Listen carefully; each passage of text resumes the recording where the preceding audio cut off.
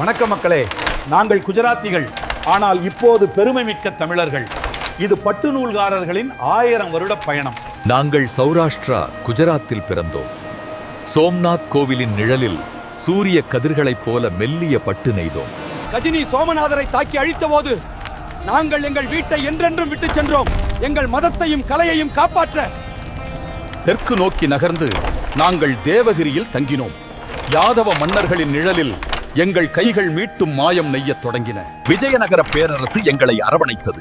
ஹம்பியின் கம்பீரமான பின்னணியில் நாங்கள் அரச நெசவாளர்கள் என்ற பெருமையையும் அந்தஸ்தையும் பெற்றோம். ஹம்பியின் வீழ்ச்சிக்கு பிறகு மதுரை நாயக்க மன்னர்கள் எங்களை அழைத்தார்கள்.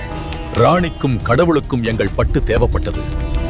எங்கள் கலையை மெச்சிய மன்னர் திருமலை நாயக்கர் அரண்மனை அருகிலேயே வாழவும் தொழில் செய்யவும் எங்களுக்கு இந்த இடத்தை வழங்கினார். இங்கே நமக்கு ஒரு புதிய பெயர் கிடைத்தது, பட்டு நூல்காரர். இந்த பெயர் எங்களை தமிழ் மண்ணுடன் என்றென்றும் பிணைத்தது. மதுரையிலிருந்து நகர்ந்து நாங்கள் தஞ்சாவூர், சேலம், கும்பகோணம், சென்னை வரை பரவி எங்கள் பட்டு நெசவின் அடையாளத்தை எல்லா இடங்களிலும் விட்டுச் செல்கிறோம். நாம் தமிழர்களாக தோன்றலாம், ஆனால் நம் வீடுகளுக்குள் குஜராத்தி மற்றும் மராத்தியின் பழங்கால வாசனையை தாங்கி நிற்கும் சௌராஷ்டிராவையே பேசுகிறோம். குஜராத்திலிருந்து வந்த அந்த பயணம் இன்று தமிழ்நாட்டின் அடையாளமாகிவிட்டது. பட்டுடன் வடக்கையும் தெற்கையும் இணைக்கும் பாலமாக நாங்கள் இருக்கிறோம்.